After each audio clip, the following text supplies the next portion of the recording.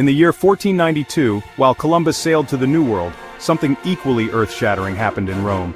A man ascended to the papal throne who would, really redefine corruption, scandal, and abuse of power. His name was Rodrigo Borgia, but most people remember him as Pope Alexander VI. Today we're going to dive deep into the life of the man historians call the most scandalous pope in history. What you're about to learn will honestly shock you about how one man turned the holiest office in Christianity into his personal empire of wealth, power, and, well, forbidden pleasures. Born in 1431 in Spain, Rodrigo Borgia wasn't destined for holiness. He was destined for power. His uncle, Pope Calixtus III, paved his path to Rome by appointing young Rodrigo as a cardinal at just 25 years old. But this wasn't merit.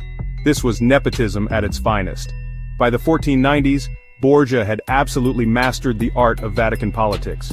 He understood one fundamental truth: the papacy wasn't really about spirituality anymore. It was about money, influence, and control.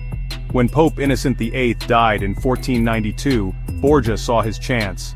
The papal conclave of 1492 wasn't a holy election, it was, honestly, an auction. Borgia literally bought the papacy, bribing cardinals with gold, land, and promises of power. Cardinal Ascanio Sforza alone received 4 mule loads of silver. The man who was supposed to represent Christ on earth had, in effect, purchased his position. Once crowned Pope Alexander VI, Borgia didn't just break his vows, he absolutely obliterated them. Despite the requirement of celibacy, Alexander openly acknowledged having at least 7 children with multiple mistresses, most notably Vanozza dei Catene, and later, the young Giulia Farnese. His children weren't hidden embarrassments, they were his business partners.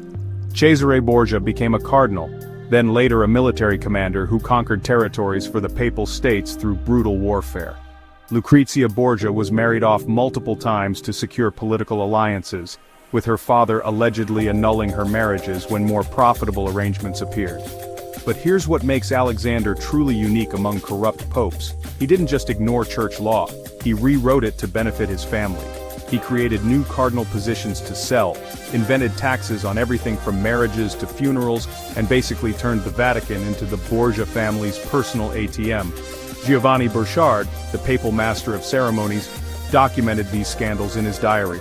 He wrote about lavish parties in the papal apartments, about mistresses living openly in the Vatican, and about the Pope conducting business deals during Mass. October 30th, 1501. This date lives in infamy as perhaps the most scandalous night in Vatican history. Papal Master of Ceremonies. Giovanni Burchard documented an event so shocking that historians have debated its authenticity for centuries. According to Burchard's diary, Pope Alexander VI hosted what became known as the Banquet of Chestnuts. 50 courtesans were invited to the papal apartments where they danced with guests, initially clothed, then, progressively less so as the evening went on. Burchard wrote that chestnuts were scattered on the floor, and the courtesans crawled naked to collect them, while the Pope, his son Cesare, and his daughter Lucrezia watched and laughed. Prizes were offered for the men who could perform the most acts with the courtesans. Whether this event happened exactly as described or was exaggerated by Burchard, it represents something crucial. By 1501, the reputation of the papacy had fallen so low that such stories seemed, entirely believable. Alexander had transformed the Vatican from a spiritual center into something resembling a Renaissance pleasure palace. But Alexander's scandals went far beyond personal indulgences. He weaponized the papacy for political gain in ways that would make modern dictators blush. Working with his son Cesare, Alexander embarked on a campaign to conquer the Italian peninsula. They didn't just wage war, they perfected political assassination. Enemies were invited to dinner and never seen again. The Borgias allegedly used a white powder called cantarella, an arsenic-based poison that could kill slowly, making deaths appear natural. Alfonso of Aragon, Lucrezia's second husband, was murdered on Cesare's orders right in the Vatican. When subtlety failed, Cesare strangled him personally. The Pope's own son-in-law, killed in the papal palace, and Alexander covered it up. Alexander also sold religious offices like merchandise. Want to be a bishop? That'll cost you. Need a divorce? Here's the price list.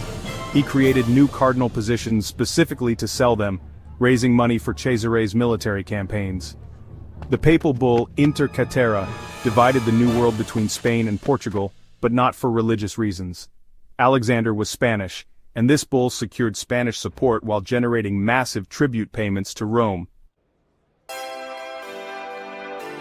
Alexander's corruption created a system so complex that it touched every aspect of Renaissance life. He didn't just bend church law, he turned it into a profit center. Indulgences, supposed pardons for sins became a mass production business. Alexander standardized pricing. Murder cost 8 ducats to forgive, incest cost 6, adultery just 4. The more you could pay, the cleaner your soul became on paper.